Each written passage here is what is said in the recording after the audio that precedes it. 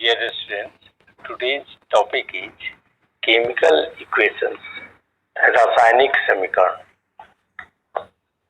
The elements or compounds that take part in a chemical change or chemical reaction are called the reactants. Elements या compounds जो एक रासायनिक परिवर्तन या रासायनिक प्रतिक्रिया में भाग लेते हैं, reactants कहे जाते हैं. The arrangement of the elements form new compounds in the reaction. प्रतिक्रिया में एलिमेंट्स की फिर से की गई सजावट या उसको पुनर्प्रबंधन भी कहेंगे, नए कंपाउंड बनते हैं. These are called products.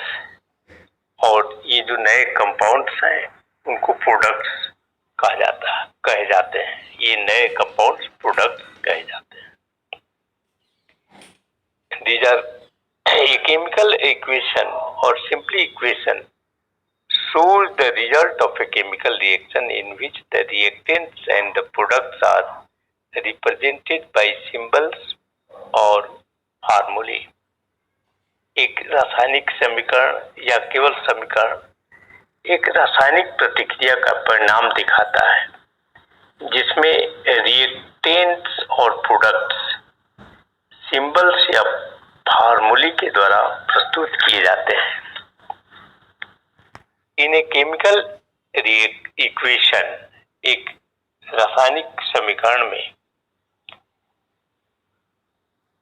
between the reactants and the products is placed the sign arrow or equal. Reactants और प्रोडक्ट्स के बीच में या तो तीर का चिन्ह या फिर बराबर इक्वलिटी का चिन्ह होता है, स्थित होता है. The reactants are written on the left hand side of the arrow. Reactants यानी कि जो अभिकारक है, जो एलिमेंट्स या कंपाउंड्स क्रिया में रासायनिक क्रिया में भाग लेने वाले हैं, उनको तीर चिन्ह के लेफ्ट साइड में लिखे जाते हैं. The products are written on the right hand side of the arrow. Products यानी कि जो रासायनिक केमिकल रिएक्शन के बाद जो हमें प्राप्त होता है उत्पाद, वो तीर एरो मार्क के राइट हैंड साइड में लिखे जाते हैं. Thus the equation Fe plus S arrow mark FeS यानी कि आयरन, ये जो समीकरण है इस प्रकार, ये आयरन और सल्फर मिलते हैं तो आयरन सल्फाइड बनता है. ये आयरन का सिंबल Fe है और सल्फर का सिंबल S है. ये जब दोनों मिलते हैं तो आयरन सल्फाइड यानी FeS बनता है. Represents the chemical change in which iron reacts with sulfur to form iron sulfate. ये जो इक्वेशन है इसमें ये जो केमिकल रिएक्शन है वो प्रस्तुत करता है कि जिसमें आयरन सल्फाइड बनाने के लिए आयरन सल्फर के साथ प्रतिक्रिया करता है. An important requirement for writing an equation is that the number of atoms of each element on the left hand side should be the same as the number of atoms on the right hand side. एक समीकरण लिखने के लिए एक महत्वपूर्ण आवश्यकता है कि लेफ्ट हैंड साइड में प्रत्येक एलिमेंट के एटम्स की संख्या राइट हैंड साइड में एटम्स की संख्या के बराबर होना चाहिए. We know that water can be broken up into its constituent elements, hydrogen and oxygen.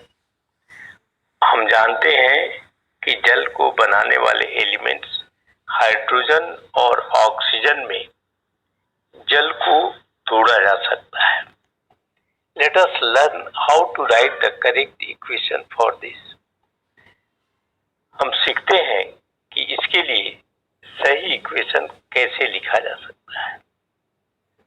Can we write H2 arrow mark H+O? क्या हम लिख सकते हैं H2 arrow mark H+O? The answer is no, because hydrogen and oxygen cannot exist as independent atoms. जवाब है नहीं, क्योंकि hydrogen और ऑक्सीजन स्वतंत्र एटम्स के रूप में नहीं रह सकते हैं. They must be represented as H2 and O2 respectively. वे अवश्य ही क्रमशः H2 और O2 के रूप में प्रस्तुत किए जाने चाहिए, यानी हाइड्रोजन के दो एटम्स और ऑक्सीजन के दो एटम्स के रूप में. Also, the number of hydrogen atoms on the left hand side should be equal to the number of hydrogen atoms on the right hand side of the equation. समीकरण के left hand side में hydrogen atoms की संख्या भी right hand side के hydrogen atoms की संख्या के इक्वल होना चाहिए. Can we write H2 arrow mark H2+O2? क्या हम लिख H2O एरो मार्क H2+O2 लिख सकते हैं? Once again the answer is no, because the number of atoms of oxygen on the left and right hand sides should be the same. एक बार फिर उत्तर है नहीं, क्योंकि ऑक्सीजन एटम्स की संख्या लेफ्ट और राइट हैंड साइड में बराबर होना चाहिए. Can we write 2H2+O2? क्या हम 2H2 एरो मार्क 2H2+O2 लिख सकते हैं?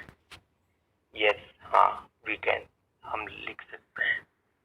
We now have 4 atoms of hydrogen and 2 atoms of oxygen on both sides of the equation.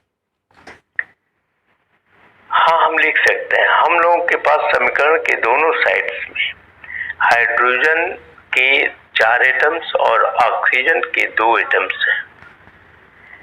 Such an equation is called a balanced chemical equation. ऐसे equation को हम लोग balanced chemical equation यानी कि संतुलित रासायनिक समीकरण कहते हैं. Some more examples are as follows. कुछ और निम्न उदाहरण है. Nitrogen reacts with hydrogen to give ammonia. Nitrogen hydrogen के साथ प्रतिक्रिया कर अमोनिया देता है. तो नाइट्रोजन का केमिकल फॉर्मूला N2 हुआ और हाइड्रोजन का केमिकल फॉर्मूला H2 हुआ.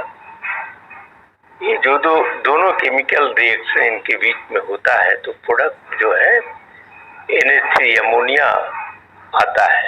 लेकिन यहाँ पर यह अनबैलेंस्ड है. यदि ये लेफ्ट साइड में देख रहे हैं नाइट्रोजन का 2 एटम्स है, लेकिन राइट साइड में नाइट्रोजन का 1 एटम्स है. यहाँ पर हम देख रहे हैं कि लेफ्ट साइड में हाइड्रोजन का 2 एटम्स है, लेकिन राइट साइड में हाइड्रोजन का 3 एटम्स है. ऐसे ही अनबैलेंस्ड हो गया ये. तो इसको हम लोग बैलेंस करने के लिए ये N2+3A2 तो प्रोडक्ट जो मिला 2NH3. अब यहाँ देखिए राइट साइड में 2 नाइट्रोजन, लेफ्ट साइड में 2 नाइट्रोजन, लेफ्ट साइड में 6 हाइड्रोजन, राइट साइड में 6 हाइड्रोजन. अब ये बैलेंस्ड इक्वेशन है. उसी तरह से next example, sodium reacts with water to give sodium hydroxide and hydrogen. Sodium simply sodium Na और वाटर के साथ मिलता है H2, प्रोडक्ट बनता है sodium hydroxide NaOH plus hydrogen H2. अब देखिए यहाँ सोडियम 1 है लेफ्ट साइड में, तो यहाँ भी 1 एटम है. हाइड्रोजन के 2 एटम्स हैं लेफ्ट साइड में, तो यहाँ राइट साइड में हाइड्रोजन में 2 और NaOH में 1, ये 3 एटम्स हो गए हाइड्रोजन के, तो यहीं पर अनबैलेंस्ड हो गया। तो इसके लिए हम लोग क्या करते हैं कि अब Na 2Na प्लस 2H2 और फिर प्रोडक्ट जो है 2NaOH प्लस H2, इसमें हम लोग देखेंगे कि लेफ्ट और राइट साइड में जो एलिमेंट्स हैं उनके एटम्स की जो संख्या है दोनों साइड में इक्वल है, तो यह बैलेंस्ड इक्वेशन है। थर्ड एग्जांपल है zinc react with hydrochloric acid to give zinc chloride and hydrogen. Zinc hydrochloric acid के साथ मिलकर के जिंक क्लोराइड और हाइड्रोजन देता है। यहाँ पर Zn प्लस HCl प्रोडक्ट है ZnCl2 प्लस H2, तो इसमें Zn तो ठीक है, दोनों साइड में एक एक एटम्स है, लेकिन क्लोरीन जो है, क्लोरीन के 2 एटम्स हैं प्रोडक्ट में, जबकि रिएक्टेंट्स में एक ही है, तो यहाँ भी बैलेंस्ड हो गया। उसी तरह से हाइड्रोजन भी यहाँ पर 2 है प्रोडक्ट में एटम्स, तो रिएक्टेंट साइड में एक ही है, जो अनबैलेंस्ड इक्वेशन है। इसको बैलेंस करने के लिए Zn plus 2HCl Aeromar product है ZnCl2 प्लस H2, अब बैलेंस्ड हो गया। लेफ्ट साइड में भी क्लोरीन की दो एटम्स हैं और राइट साइड में ये फिर क्लोरीन के 2 हैं। उसके बाद जिंक एक है रिएक्टेंट साइड में, तो प्रोडक्ट में भी जिंक एक है, जिंक एक एटम है। प्रोडक्ट में हाइड्रोजन के एटम्स 2 हैं, तो रिएक्टेंट में भी हाइड्रोजन के एटम 2 हैं। So now this video is concluded here. Thanks.